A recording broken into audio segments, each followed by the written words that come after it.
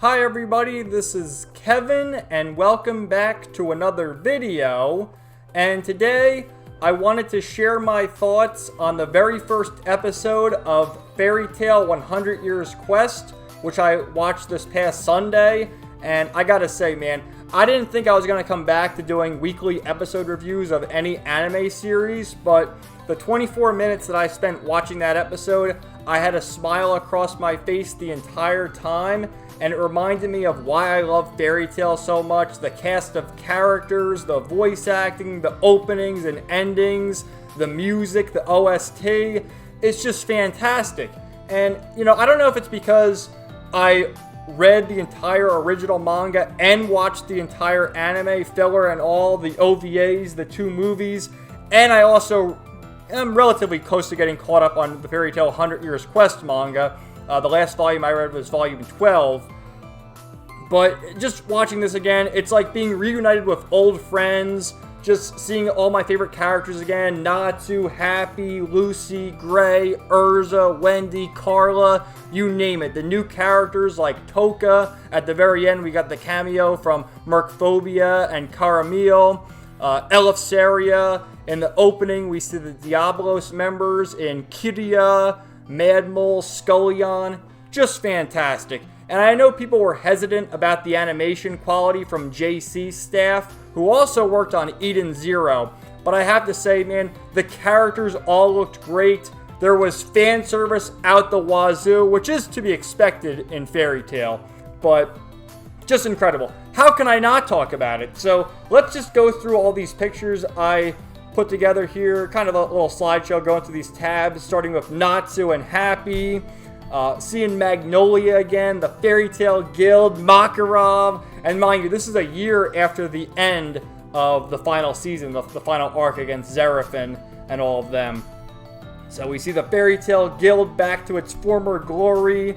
Here's some more scenery images when they're making their way to the continent of Giltina. There's those jellyfish guys, which I'm going to show you a funny image of Natsu and Lucy dealing with them later.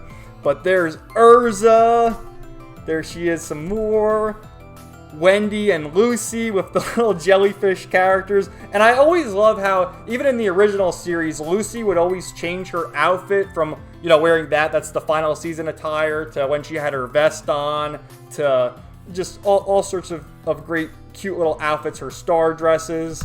I love to see it. There's some more. Did I mention the boobage and the fan service? And boy, were they picking on Wendy. Eleftheria said, you know, if they're able to complete the 100 Years Quest, they'll get any wish, and they're thinking about what they want to get. Lucy, of course, thinking about her rent, and Happy chiming in, like, why don't you just get a whole house? Like, you can afford all your rent, just get a house. And Wendy, like, oh, what about my chest?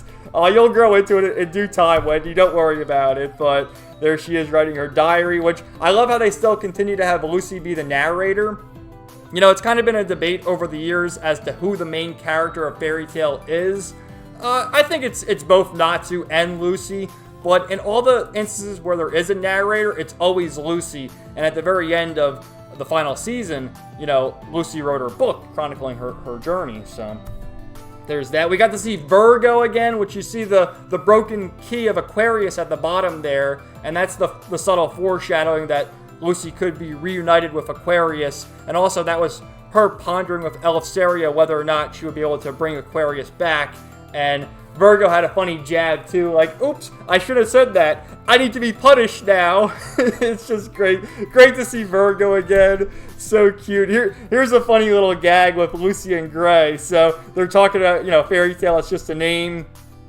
We don't have fairies in Fairy Tail, do we? And then Lucy chimes in, right here in front of you, which that's straight from the manga, making that cute little face. Oh my god.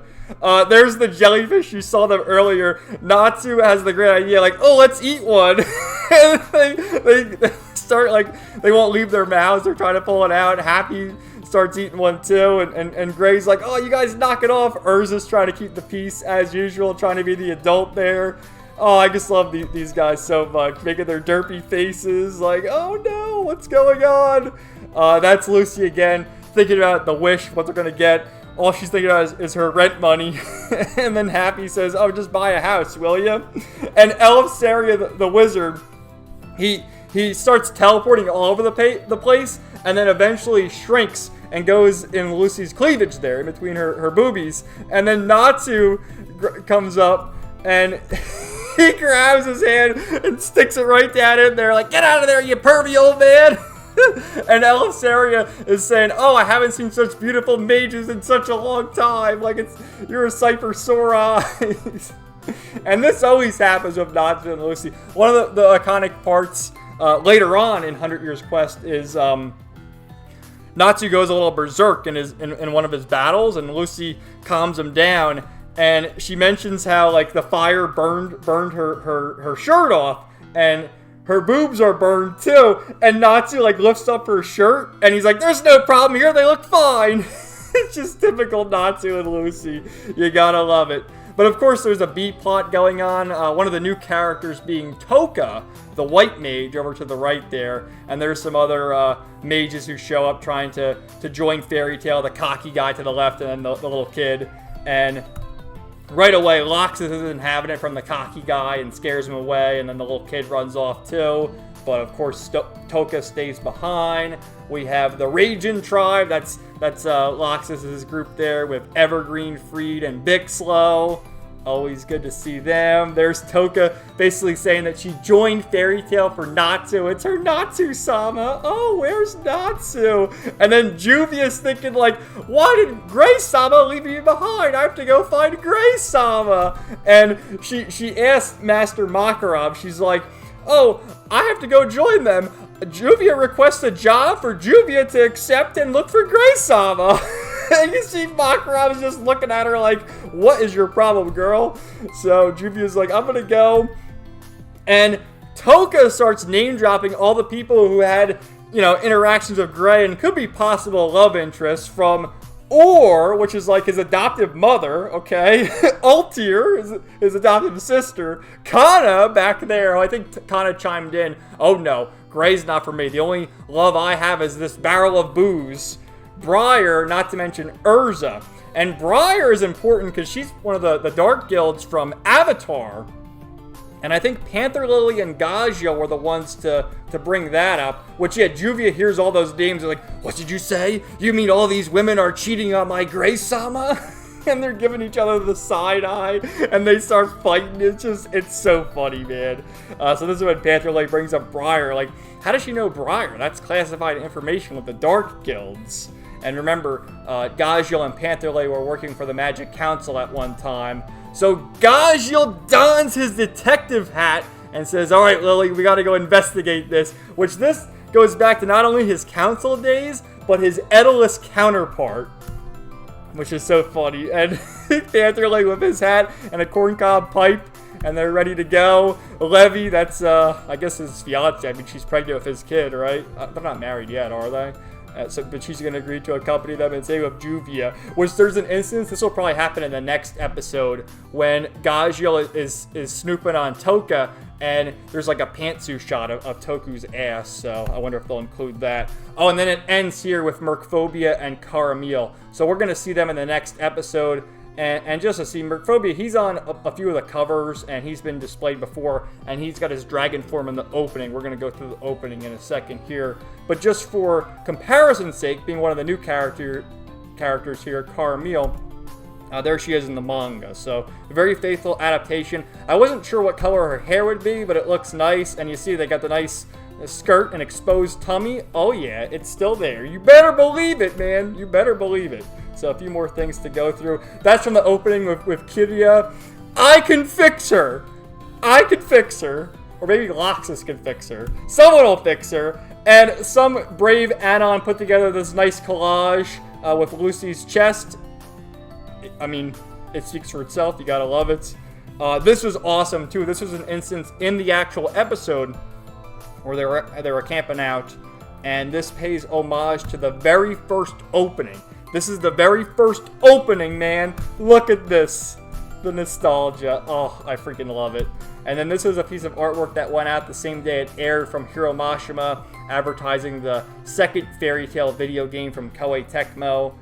Beautiful artwork from Mashima, although Carla's face is a little scrunched in there. What's going on with that? It's still cute, though. Cute little chibis. I love it. So I want to we're going to mute this and just go through it because I can't really play the whole opening, but it shows like all our characters. There's Lucy, Gray, Wendy, Urza, Natsu, and Fairy Tale 100 Years Quest. Yep, okay, there's Gajiel and them, and the detective hat. There's Happy and Carla running from the jellyfish. When they eventually go and meet Mercphobia, they transform into the fish, or rather, the fish talk to them. They can breathe underwater. There's Toka dancing around, Natsu camping out. There they all are walking. There's Eleftheria, and that's foreshadowing to the dragon gods. They got to slay the 5 dragon gods: Ignia, Selene, and forgive me, I forget the other name. Mercphobia, of course.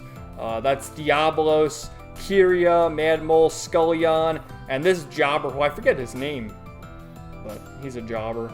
Jalal, which Jalal's going to investigate what's going on with Toka as well. There's Caramel, Mercphobia, Ignia.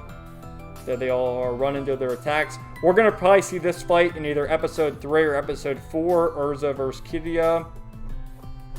There's Wendy, Natsu versus Mad Mole, Gray fights Scullion, and then of course Natsu versus Ignia. And then you see that's Mercphobia at the end there. Really great opening. And this also paid homage to the final opening of the final season from the original Fairy Tale. And then the ending was just as good in that we got a cute shot of Happy and Carla napping, where the butterfly lands on Happy's head and he wakes up. So cute. They're walking, and then it shows all our heroes and, Natsu and Zareth, Lucy and her father Jude, Gray and his father Silver, Urza and her mother Irene, Wendy and, I forget his name, the elder from Kate Shelter, the guild she was originally with during the Arashion Sace arc before she joined Fairy Tale. And they're running off in the distance as the time changes. Dude, I had so much fun watching this episode. It was incredible. I absolutely loved it. Fairy Tale, one of my all-time favorite anime. It's so good. I love it so much. I can't wait to see what happens in next week's episode. I wasn't sure if I was even going to talk about this because I typically don't like watching seasonal anime week to week because, I prefer to binge watch things. And in Fairy Tale's case, the English dub is so good. From Shirami Lee as Lucy, Todd Haberkorn as Natsu, Tia Ballard as Happy. You look up behind the voice, look at all of them. Such a great English voice cast. I'm pretty sure they're all going to reprise their roles, at least the major characters. Maybe there'll be a few recasts here and there because it's been a while since the final season aired. But definitely looking forward to who the new voice actors are for these people, like Mercphobia and Caramel, for Toka, for Ignia. Really looking forward to that. And man, I can't recommend it enough. Although I would say you got to go back and watch the original Fairy Tale. This is basically a continuation. This is like the Naruto Shippuden of the original Naruto, if you will, or the Bleach 1000-Year Blood War to the original Bleach. Like, it's the continuation of the series. So, I guess you could jump into this if it's your first time watching Fairy Tale, but you're not going to appreciate it as much as me, and I loved it. So, hopefully you enjoyed this video. Let me know your thoughts in the comments down below, what you're looking forward to the most in this series. From what I understand, it's going to be 25 episodes. So I think what they're going to do is they're probably going to air like 12 or 13 episodes at first. Then they'll kind of end on a cliffhanger. And then we'll pick things up, probably in the winter season to get the other episodes. And they'll probably adapt a good chunk, And man, I can't wait to see Selene too. Oh, you better believe it. So thank you guys so much. Have a great day, and we'll talk to you later. Peace out. 99.